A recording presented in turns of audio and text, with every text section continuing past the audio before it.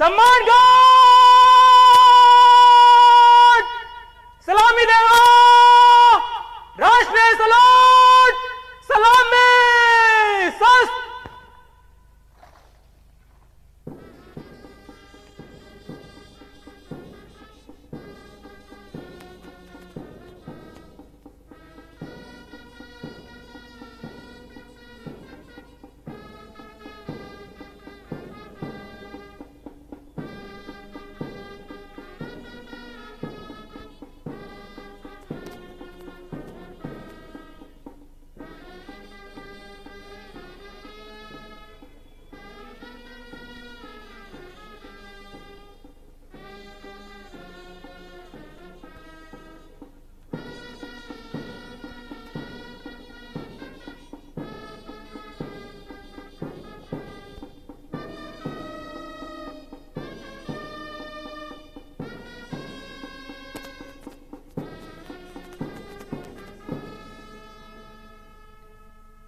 सम्मान गार्ड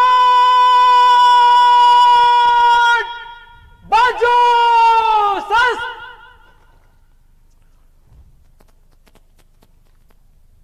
सम्मान गार्ड विश्राम। ये तो आजाद सुबहों की बातें हैं, पर जब हम उन गुलाम रातों की सोचते हैं तो एक एक पल सदियों सा लगता है। चित्कार करती हुई जंजीरों की आवाजें रोम रोम में सिहरन सी भर देती हैं। वो रक्त रंजित इतिहास हमें उन वीरों की याद दिलाता है जिनके खून के कतरों ने भारत की आजादी का बीज बोया। और अब इस गरिमामय समारोह के मुख्य अतिथि मुख्यमंत्री छत्तीसगढ़ शासन माननीय श्री भूपेश बघेल जी प्रदेश की जनता के नाम अपना संदेश प्रस्तुत करेंगे। हमार सियान दाई दीदी भाई बहनी संगवारी और मयारू नोनी बाबू मल्ल जय जोहार। आज भारत के 73वां गणतंत्र दिवस हवे। हम भारत के लोग के बनाए अपने संविधान ला लागू करे के पावन दिन है। ये बेरा में आप मन के हार्दिक अभिनंदन हवे। जब हम अपने गौरवशाली संविधान की बात करते हैं तो हमारी आंखों के सामने उन अमर शहीदों के चेहरे नजर आते हैं जिनकी बदौलत भारत आजाद हुआ था। अमर शहीद गैन सिंह, शहीद वीर नारायण सिंह, वीर गुंडाधुर जैसी विभूतियों की बदौलत 1857 की क्रांति से पहले हमारा छत्तीसगढ़ भारत की राष्ट्रीय चेतना से जुड़ा था। आजादी के आंदोलन से लेकर गणतंत्र का वरदान दिलाने तक जिन महान विभूतियों ने अपना योगदान दिया उन सबको मैं सादर नमन करता हूं। हमारे दूरदर्शी पुरखों ने आजादी की लड़ाई के साथ साथ आजाद भारत के संविधान का सपना ही नहीं देखा था बल्कि इसकी ठोस तैयारी भी शुरू कर दी थी। यही वजह है कि हमारे संविधान में देश की विरासत, लोकतांत्रिक मूल्य, पंचायत की अवधारणा को अहम स्थान मिला।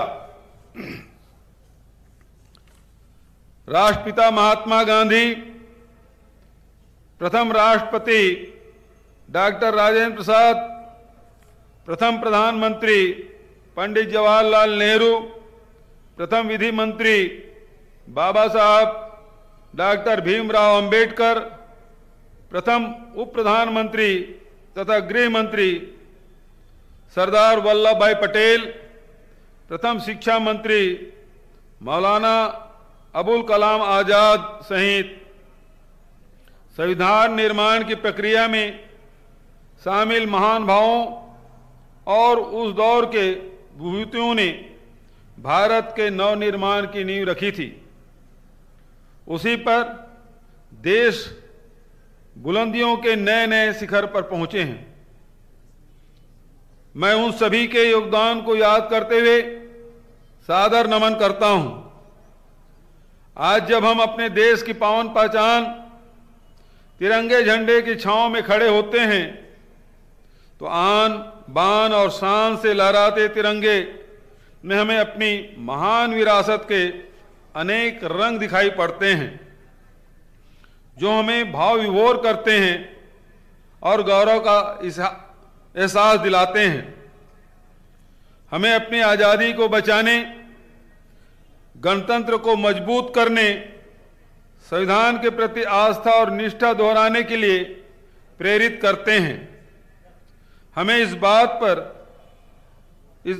बात का पुरजोर एहसास होता है कि हमारा संविधान ही हमारे लोकतांत्रिक मूल्यों, मौलिक अधिकारों का प्रणेता है। इसे सहेज कर रखना हम सबका परम कर्तव्य है।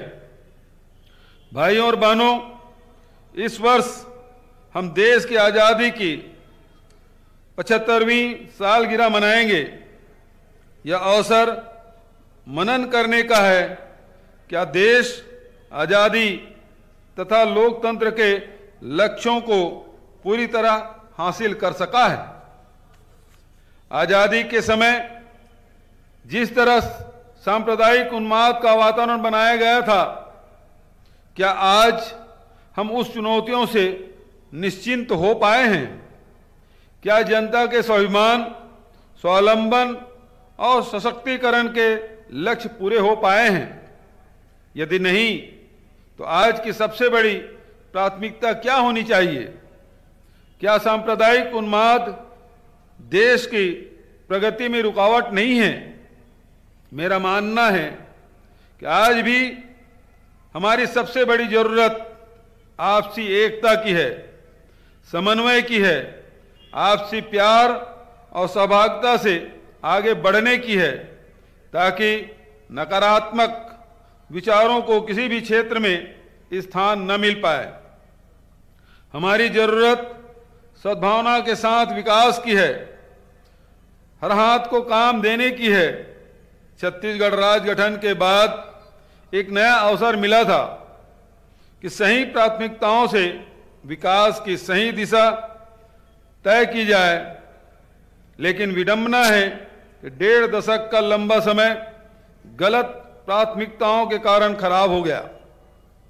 हमें 3 वर्ष पहले जब जनादेश मिला तो हमने छत्तीसगढ़ में न्याय, नागरिक अधिकारों और जन सशक्तिकरण का काम मिशन मोड में किया है। यही वजह है कि आज प्रदेश में चारों ओर न्याय, विश्वास, विकास, उसमें जन जन की भागीदारी की छटा दिखाई पड़ रही है। 3 साल पहले प्रदेश में बेचैनी और बदहाली का सबसे बड़ा कारण था जनता के सपनों, जनता की जरूरतों और सत्ता की सोच में एक रूपता नहीं थी। मैंने गांव-गांव दौरा किए और हर समाज, हर वर्ग के लोगों से मिलकर वास्तव में जनता के सपने पूरे करने की रणनीति अपनाई। अलग अलग जरूरतों के लिए योजनाएं बनाई। मैंने और हमारे साथियों ने देखा था कि इस वक्त किसान भाई धान का सही दाम नहीं मिलने के कारण निराश थे। हमने वादा निभाया और सरकार बनते ही 2500 रुपये क्विंटल की दर से भुगतान किया। इस काम में बाधाएं आई, उसका भी समाधान किया। राजीव गांधी किसान न्याय योजना के तहत राज्य के बजट से हमने 11,000 करोड़ से अधिक की राशि किसान को देने की व्यवस्था की। अब इस योजना में धान सहित खरीफ की सभी फसलों, लघु धान्य फसलों जैसे कोदो, कुटकी, रागी, दलहन, तिलहन तथा उद्यान की फसलों को भी शामिल किया गया है। मैं किसान का बेटा हूं, इसलिए किसानों के सुख दुख को भली भांति समझता हूं। हमने किसानों के हित में जो क्रांतिकारी कदम उठाए, उससे किसानों का हौसला बढ़ा, जिसके कारण प्रदेश में समर्थन मूल्य पर धान खरीदी का नया कीर्तिमान बना। विगत वर्ष में हमने 92 लाख मीट्रिक टन से अधिक धान की खरीदी की थी और इस साल 105 लाख मीट्रिक टन धान खरीदी का लक्ष्य रखा है। मात्र 3 वर्षों में धान बेचने हेतु पंजीयन कराने वाले किसानों की संख्या 15 लाख से बढ़कर 24 लाख तक पहुंच गई है, अर्थात 60% से अधिक किसानों का पंजीयन सुखद संकेत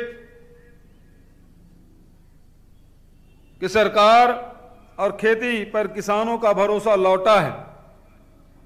मुझे कहते हुए खुशी है कि नई फसलों और इससे संबंधित किसानों को बेहतर दाम दिलाने की दिशा में हम एक और बड़ा कदम उठाने जा रहे हैं।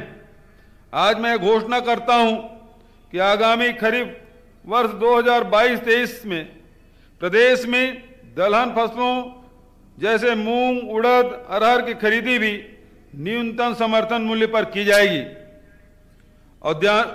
उद्यान की फसलों के विकास के लिए छत्तीसगढ़ शाकंभरी बोर्ड चाय और कॉफी के उत्पादन व प्रसंस्करण को बढ़ावा देने के लिए टी कॉफी बोर्ड का गठन किया गया है। मछली पालन और लाख उत्पादन को कृषि का दर्जा दिया गया है। मुख्यमंत्री वृक्षारोपण प्रोत्साहन योजना शुरू की गई है, जिसके तहत धान उत्पादक किसान यदि अपने पंजीकृत रकबे में धान के बदले वृक्ष लगाते हैं तो उन्हें भी 3 वर्ष तक 10,000 रुपये की प्रोत्साहन राशि दी जाएगी। इसके अलावा निजी व्यक्ति, ग्राम पंचायतों, संयुक्त वन प्रबंधन समितियों को भी इस योजना और प्रोत्साहन की राशि के दायरे में रखा गया है। मेरा मानना है हरियाली और आर्थिक सशक्तिकरण को साझा प्रयासों में वृक्ष किसान की भी बड़ी भूमिका रहेगी। ये सारे प्रयास से ग्रामीण अर्थव्यवस्था को मजबूती देंगे। प्रदेश में पहली बार प्राथमिक कृषि सहकारी समितियों का पुनर्गठन कर 725 नई समितियों का पंजीयन किया गया है। इस तरह अब प्रदेश में इन समितियों की संख्या 1333 से बढ़कर 2058 हो गई है, जिससे किसानों को ऋण वितरण व अन्य योजनाओं का लाभ अधिक सुविधाओं के साथ दिया जा सकेगा। छत्तीसगढ़ विधानसभा के बजट सत्र 2021 में मैंने किसानों के सिंचाई पंप ऊर्जीकरण के 35,000 से अधिक लंबित आवेदनों का समाधान 1 साल में करने की घोषणा की थी। मुझे खुशी है कि 26,000 से अधिक पंप ऊर्जीकृत हो गए हैं। शेष पर तेजी से कार्रवाई की जा रही है ताकि मार्च 2022 तक ऐसा कोई भी प्रकरण लंबित न रहे। पहले हमने 1 नवंबर 2018 तक किसानों का लंबित 244 करोड़ रुपए के सिंचाई जल कर माफ किया था। दूसरी बार 30 जून 2021 तक पुनः 80 करोड़ रुपए सिंचाई कर माफ कर दिया है। इस तरह कृषि ऋण माफी, सिंचाई हेतु निःशुल्क विद्युत प्रदान, अनुदान जैसे आर्थिक राहत में विस्तार किया गया है। जाहिर है कि किसानों को सुविधा देने के हर मामले में हमने संवेदनशीलता के साथ तत्परता से कार्रवाई की है। छत्तीसगढ़ के ग्रामीण आबादी का एक बड़ा हिस्सा कृषि मजदूरी पर निर्भर है, जिन्हें खरीफ सीजन के बाद रोजगार का संकट हो जाता है। ऐसे भूमिहीन कृषि मजदूरों के लिए हमने राजीव गांधी ग्रामीण भूमिहीन कृषि मजदूर न्याय योजना के तहत इस वित्तीय वर्ष से लाभ देने की भी घोषणा की थी, जिसके तहत प्रति वर्ष 6,000 रुपया प्रदान करने का प्रावधान है। दिसंबर 2022 में विशेष ग्राम सभाओं से पात्र हितग्राहियों का अंतिम चयन हो चुका है। गणतंत्र दिवस के तत्काल पश्चात 1 फरवरी को पहली किस्त की राशि पात्र हितग्राहियों को अंतरित की जाएगी। महात्मा गांधी राष्ट्रीय ग्रामीण रोजगार गारंटी योजना में 60% राशि कृषि कार्यों को बढ़ावा देने के लिए खर्च करने का प्रावधान भारत सरकार के द्वारा किया गया है, लेकिन छत्तीसगढ़ में हमने कृषि व संबंधित कार्यों के लिए 76% राशि खर्च की है। इसी प्रकार जल जंगल जमीन से संबंधित कार्यों के लिए प्राकृतिक संसाधन प्रबंधन के लिए 65% के प्रावधान के विरुद्ध हमने छत्तीसगढ़ में 82% राशि खर्च की है। कोरोना के दौर में मनरेगा से गांव में बड़े पैमाने पर रोजगार देने का कीर्तिमान बनाया गया था। वहीं अन्य विभागों की योजनाओं के साथ अभिसरण से हमने मनरेगा की व्यापक सार्थकता साबित की है। हमारी सुराजी गांव योजना में नई अर्थव्यवस्था की बुनियाद बनाने में सफल हो रही है। इसके अंतर्गत नरवा गरवा घुरवा बारी के विकास के काम अब बड़े पैमाने पर हो रहे हैं। गोधन न्याय योजना ने ग्रामीण तथा शहरी गौपालकों को आजीविका का नया जरिया उपलब्ध कराया है। इस योजना से अभी तक 122 करोड़ रुपया से अधिक का गोबर खरीदा जा चुका है। इसे वर्मी कंपोस्ट उत्पादन और उपयोग की एक नई क्रांति ने जन्म लिया है, जिससे देश में आसन्न रासायनिक खाद संकट को हल करने में मदद मिलेगी। गौठान अब रूरल इंडस्ट्रियल पार्क के रूप में विकसित हो रहे हैं।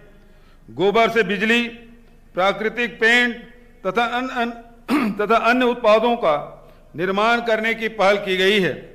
अब गोबर की आर्थिक, सामाजिक, सांस्कृतिक उपयोगिता के सभी पहलुओं पर व्यापक और सुसंगत ढंग से काम करने के लिए गोधन न्याय मिशन का गठन मील का पत्थर साबित होगा।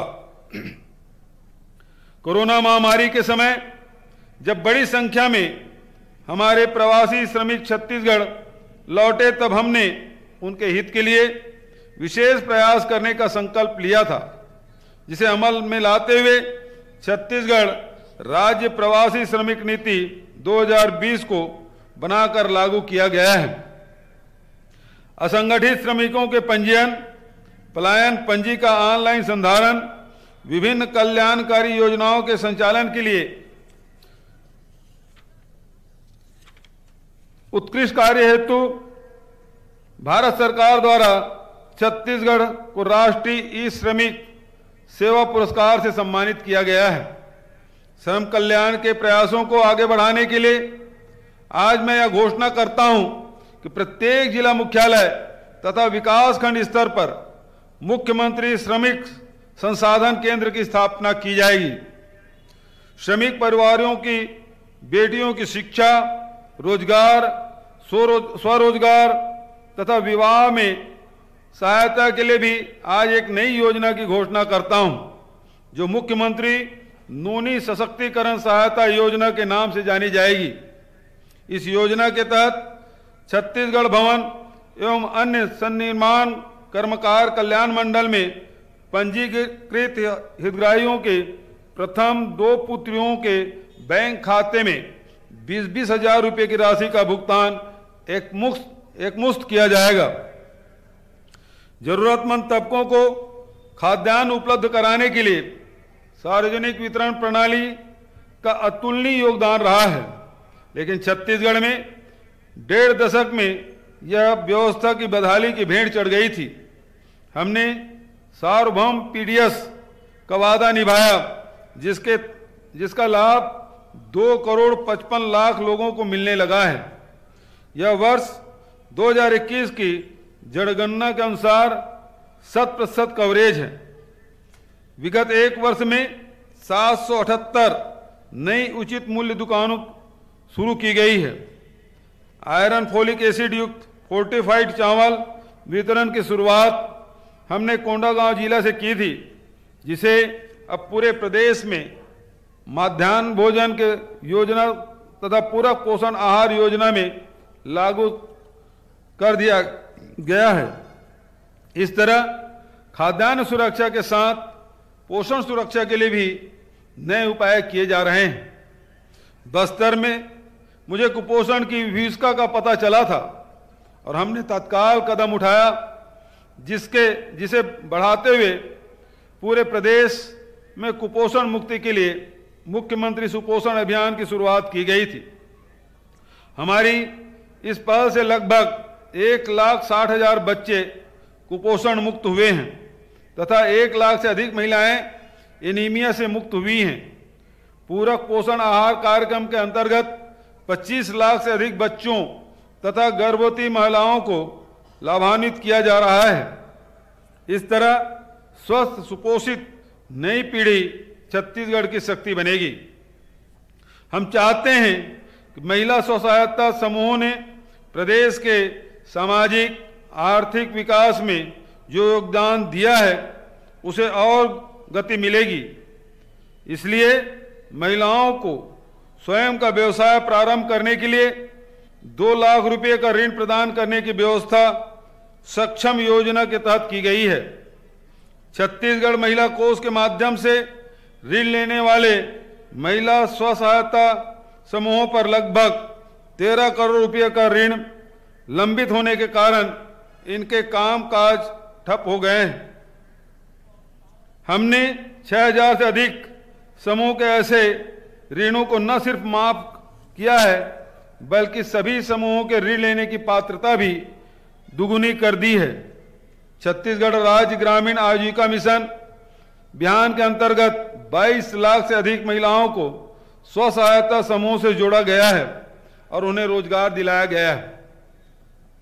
आदिवासी संस्कृति, कलाएं, रहन सहन हमारे लिए गर्व का विषय है, लेकिन 1.5 दशकों तक इस समाज की आशाओं के विपरीत कार्य करने का बहुत बड़ा नुकसान आदिवासी अंचलों में होता रहा है। वहीं दूसरी ओर भौगोलिक परिस्थितियों और समाज की सरलता का लाभ उठाते हुए नक्सलवादियों ने भी इन्हें हिंसक गतिविधियों का केंद्र बना लिया था। इस पृष्ठभूमि में हमने आदिवासी बसाहटों में समुचित और सुसंगत विकास की रणनीति अपनाई, जिससे परस्पर विश्वास के वातावरण में एक नई शुरुआत हो। आज मुझे कहते हुए बहुत खुशी का अनुभव हो रहा है। हम अपनी रणनीति में सफल हो रहे हैं, जिसका लाभ आदिवासी अंचलों में दिखाई पड़ रहा है। तेंदुपत्ता संग्रहण की पारिश्रमिक दर 4,000 रुपये प्रति मानक बोरा करते हुए हमने एक नई शुरुआत की थी। पहले मात्र 7 लघु उपज को समर्थन मूल्य पर खरीदने की व्यवस्था थी, जिसे बढ़ाकर अब 61 कर दिया जाएगा। रेली कोसा को भी समर्थन मूल्य पर खरीदने की घोषणा कर दी गई है। लोहांडी गुणा में जमीन वापसी से न्याय की जो शुरुआत की गई थी, वह पहल आर्थिक सामाजिक हर क्षेत्र में फैली। नक्सली हिंसा के कारण बंद स्कूलों को चालू कराना, अदालती मामलों से मुक्ति, निरस्त वन अधिकार दावों की समीक्षा, व्यक्तिगत तथा सामुदायिक वन अधिकार अधिमान्यता पत्रों का वितरण, कुपोषण मुक्त बस्तर, मलेरिया मुक्त बस्तर अभियान, डीएमएफ व अन्य निधियों की मदद से काजू, कॉफी, पपीता जैसे नए ढंग से खेती को बढ़ावा, कनिष्ठ सेवा चयन आयोग का गठन, मुख्यमंत्री हाट बाजार क्लिनिक योजना, आमचो बस्तर विश्व आदिवासी दिवस पर अवकाश, सड़क, बिजली तथा मोबाइल नेटवर्क, हवाई सेवा, देवगुड़ी क्षेत्र का विकास प्राधिकरण में स्थानीय नेतृत्व, मधुर गुड़ योजना, बस्तर दशहरा के लिए माझी, चालकी आदि के मानदेय राशि में वृद्धि, नारायणपुर जिले में मसाहती सर्वेक्षण जैसे अनेक प्रयासों से स्थानीय जनता और सरकार के बीच आपसी विश्वास का मजबूत रिश्ता बना है। यह हमारी सबसे बड़ी पूंजी है, जो आदिवासी अंचलों में विकास के नए नए द्वार खोलती है। हमने छत्तीसगढ़ मिलेट मिशन का शुभारंभ भी कर दिया है, जो कोदो, कुटकी, रागी आदि लघु धान्य फसलों की उत्पादकता, विपणन, वैल्यू एडिशन आदि के लिए देश की सर्वोच्च संस्थाओं के साथ मिलकर काम करेगा। इसका लाभ भी मुख्य रूप से आदिवासी अंचलों के किसान को मिलेगा।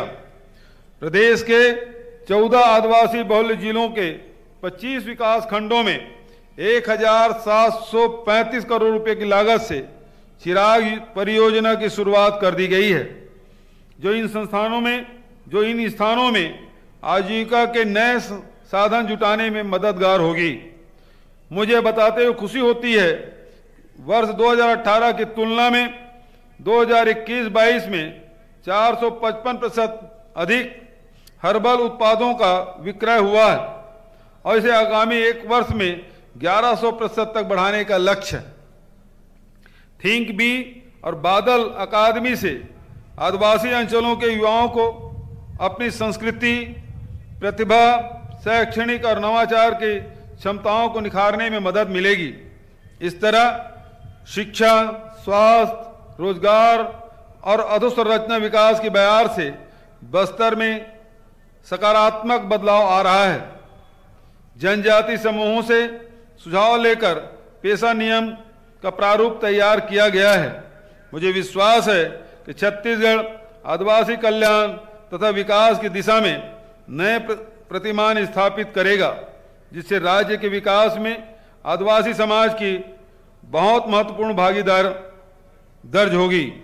मुझे खुशी है कि आजीविका और भागीदारी के संगम से हमने स्वच्छता अभियान को भी सशक्त किया है। कचरा प्रसंस्करण को स्वच्छता दीदियों के रोजगार से जोड़ा और व्यापक जन चेतना से शासन के विभिन्न योजनाओं को जोड़कर छत्तीसगढ़ के स्वच्छता मॉडल को राष्ट्रीय पहचान दिलाई है। यही वजह है कि छत्तीसगढ़ को भारत सरकार ने लगातार तीसरी बार देश के सबसे स्वच्छ राज्य के रूप में राष्ट्रीय पुरस्कार दिया है। मैं चाहूंगा सुधार, जनभागीदारी और विकास से गणतंत्र की मजबूती में हमारे ऐसे कई योगदान दर्ज होंगे। हमने सड़क, बिजली, पानी, स्वास्थ्य, शिक्षा जैसे जन सुविधाओं से जुड़ी समस्त अधोसंरचना के विकास के साथ राहत और रोजगार का ध्यान रखा है। बिजली की ट्रांसमिशन प्रणाली में सुधार और विस्तार के माध्यम से पारेषण हानि को कम किया। वहीं बेहतर प्रबंधन से प्रणाली की उपलब्धता को 99.79% पहुंचाया, जो एक कीर्तिमान है। विद्युत आपूर्ति की विश्वसनीयता बढ़ाने के साथ बिजली बिल हाफ योजना का लाभ 40,45,000 उपभोक्ताओं तक पहुंचा दिया गया है, जिससे उन्हें 2,200 करोड़ रुपए की बचत हुई। विभिन्न योजनाओं से प्रदेश में 24,000 करोड़ रुपए से अधिक लागत से सड़कों का निर्माण किया जा रहा है। निर्माण कार्यों में शिक्षित बेरोजगारों को भागीदार बनाने के लिए ई श्रेणी पंजीयन के तहत 5,000 से अधिक युवाओं का पंजीयन किया गया है और उन्हें विकासखंड स्तर पर सरलीकृत प्रक्रिया से लगभग 200 करोड़ रुपए के निर्माण कार्य आवंटित किए गए हैं। प्रदेश में सिंचाई क्षमता बढ़ाने के लिए केलो परियोजना, खारंग परियोजना, मनियारी परियोजना, अरपा भैंसाजार परियोजना को इस वर्ष पूर्ण करने के लिए तेजी से कार्य किया जा रहा है।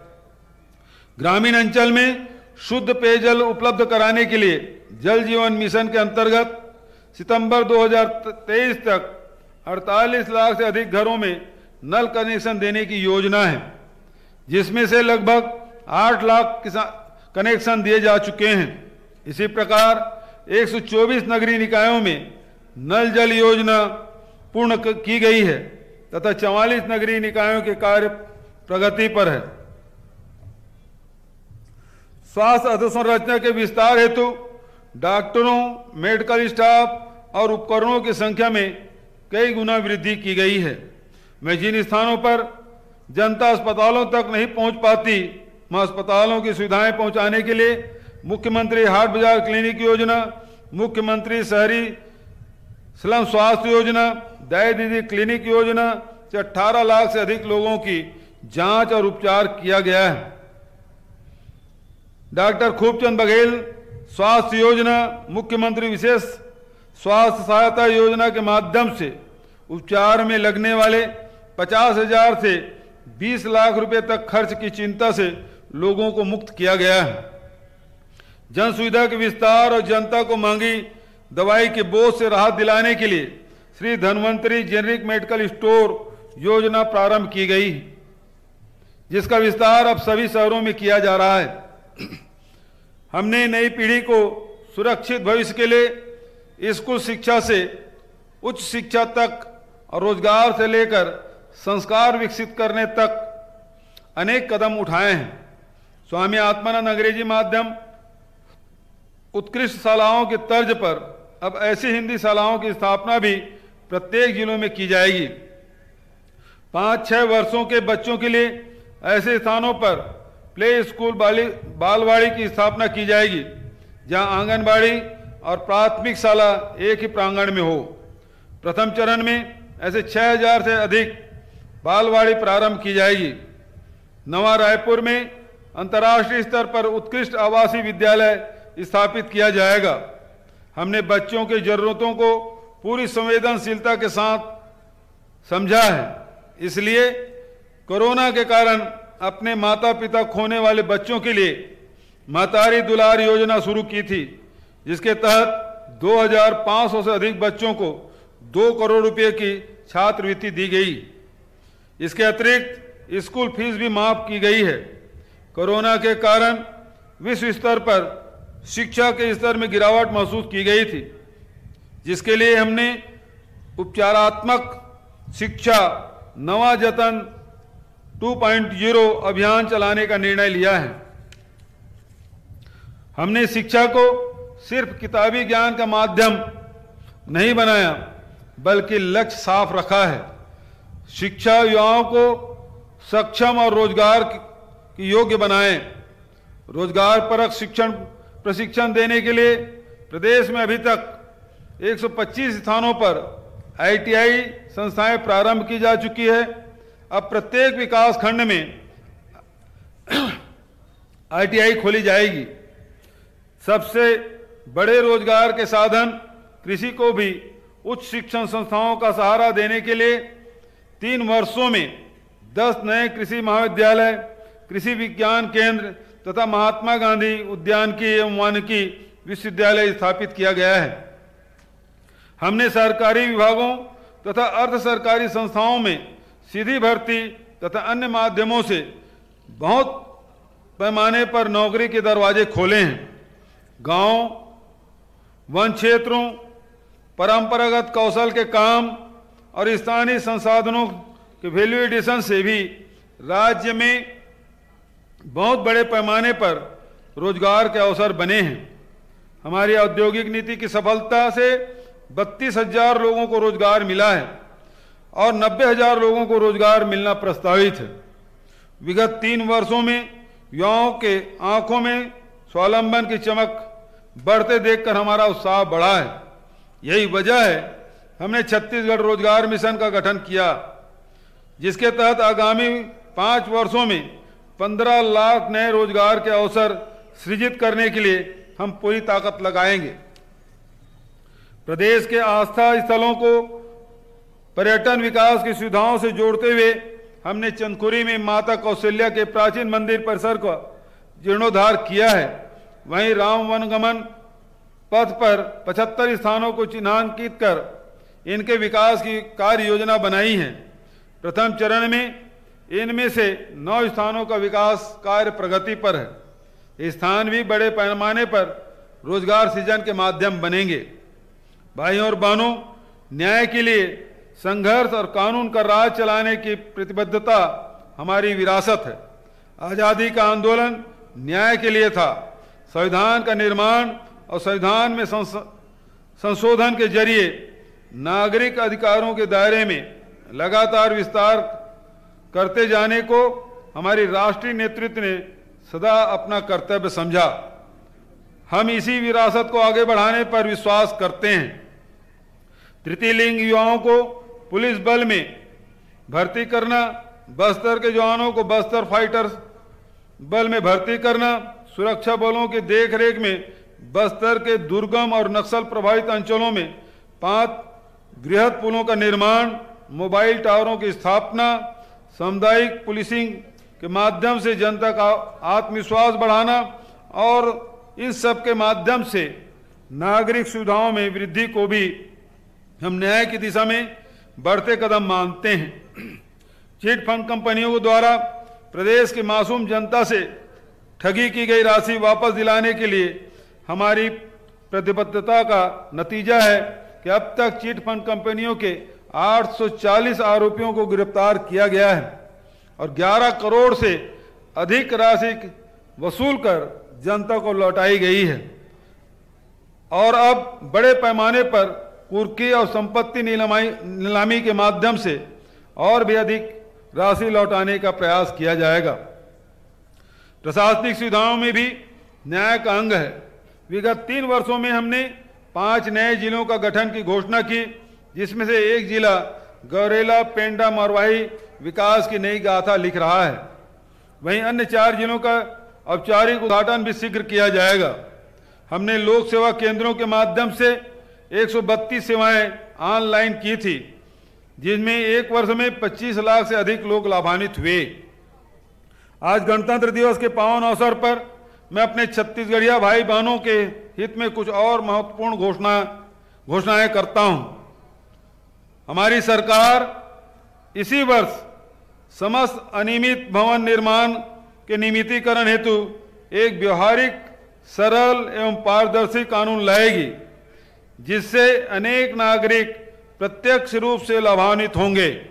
इस कानून के प्रावधान का लाभ लेकर हमारे नागरिक अपनी मेहनत से किए गए निर्माण को नियमित करवाकर स्वाभिमान से जीवन यापन एवं रोजगार कर सकेंगे। दूसरा, इसके साथ ही रिहायशी क्षेत्रों में संचालित व्यावसायिक गतिविधियों में के नियमितीकरण हेतु आवश्यक प्रावधान किए जाएंगे, ताकि हमारे हजारों भाई बहन आत्मविश्वास के साथ अपना व्यवसाय संचालित कर सके। तीसरा, आप सभी को बताते हुए हर्ष हो रहा है कि मेरी घोषणा के 15 दिन के भीतर प्रदेश के नगर निगमों में 500 वर्ग मीटर तक के भवनों में मानवीय हस्तक्षेप के बिना डायरेक्ट भवन अनुज्ञा प्रणाली प्रारंभ कर दी गई है। उसी तर्ज पर मैं घोषणा करता हूं, प्रदेश में अब नगर निगम से बाहर के क्षेत्रों जो कि निवेश क्षेत्र में शामिल है में भी 500 वर्ग मीटर तक भवन विन्यास बिना किसी मानवीय हस्तक्षेप के तय समय सीमा में जारी किए जाएंगे। चौथा, प्रदेश के नगरीय निकायों में नल कनेक्शन प्राप्त करने की प्रक्रिया को डायरेक्ट भवन अनुज्ञा के तर्ज पर मानवीय हस्तक्षेप मुक्त बनाकर समय सीमा में नल कनेक्शन दिए जाने का निर्णय लिया गया है। पांचवा, हमारी सरकार ने शहरी क्षेत्रों में आबादी, नजूल एवं स्लम पर स्थित पट्टों को भी फ्री होल्ड करने का निर्णय लिया था, जिससे नागरिकों को भूमि स्वामी हक प्राप्त हुआ। आज इस मंच से मैं घोषणा करता हूं कि ग्रामीण क्षेत्र में भी शासकीय पट्टे के भूमियों को फ्री होल्ड किया जाएगा। छठवां, अन्य पिछड़े वर्ग के नागरिकों में उद्यमता को बढ़ावा देने हेतु औद्योगिक नीति में संशोधन कर इस वर्ग हेतु 10% भूखंड आरक्षित किए जाएंगे, जो कि भूमि प्रीमियम दर के 10% दर एवं 1% भूभाटक पर उपलब्ध कराए जाएंगे। सातवां, मुख्यमंत्री शहरी स्लम स्वास्थ्य योजना के अंतर्गत प्रदेश के नगर निगमों में 18 लाख से अधिक नागरिकों का इलाज निःशुल्क किया जा चुका है। इस योजना की सफलता को देखते हुए मैं घोषणा करता हूं कि शीघ्र ही इस योजना को प्रदेश के सभी नगरीय निकायों में लागू किया जाएगा। आठवां, नवयुवाओं को नई सुविधा देने के लिए मैं घोषणा करता हूं कि प्रदेश में लर्निंग लाइसेंस बनाने की प्रक्रिया का सरलीकरण किया जाएगा। और इस हेतु वृहद स्तर पर परिवहन सुविधा केंद्र प्रारंभ किए जाएंगे। इन केंद्रों को न केवल लर्निंग लाइसेंस बनाने हेतु अधिकृत किया जाएगा, अपितु इन केंद्रों में परिवहन विभाग से संबंधित समस्त सेवाएं नागरिकों को अपने निवास के पास मिल सकेगी एवं प्रदेश के युवाओं को रोजगार का अवसर मिलेगा।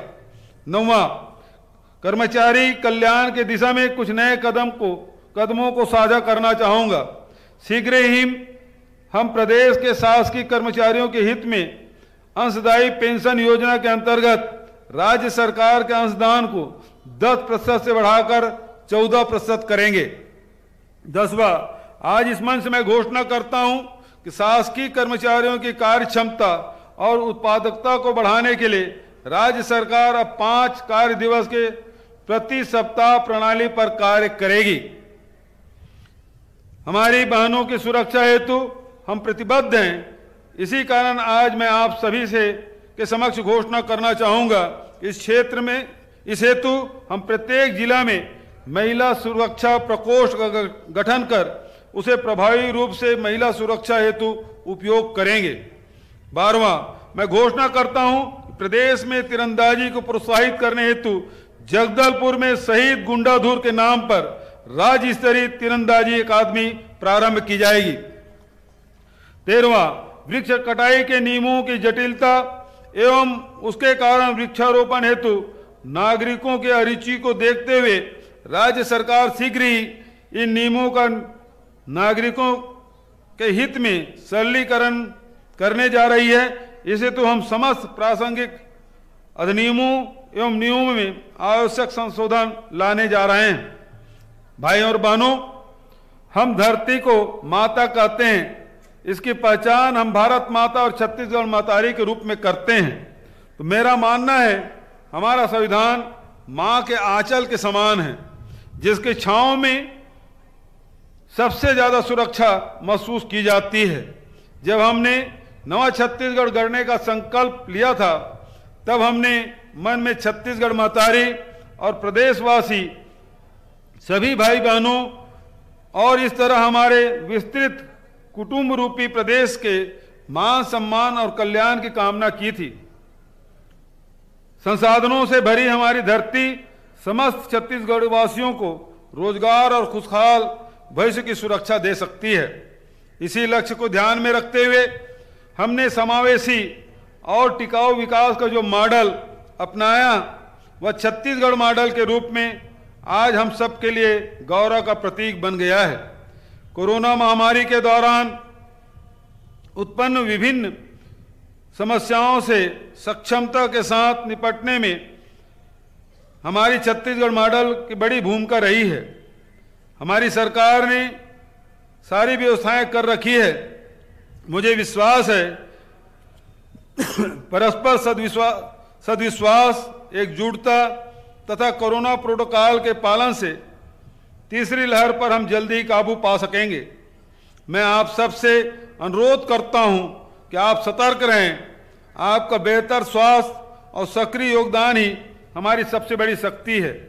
मेरा एक ही सपना और एक ही लक्ष्य कि नवा छत्तीसगढ़ 2 करोड़ 80 लाख लोगों के हाथ में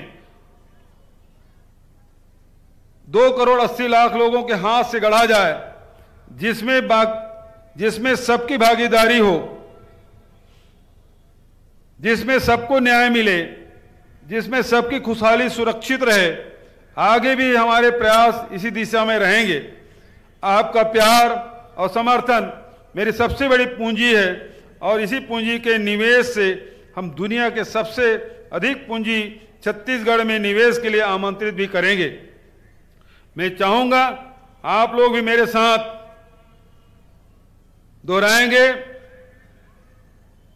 जय जोहार, जय छत्तीसगढ़, जय हिंद, जय छत्तीसगढ़। धन्यवाद। और माननीय मुख्य अतिथि महोदय के करकमलों के द्वारा हर्ष सूचक गुब्बारों को आकाश की अनंत ऊंचाइयों में उन्मुक्त किया जाएगा।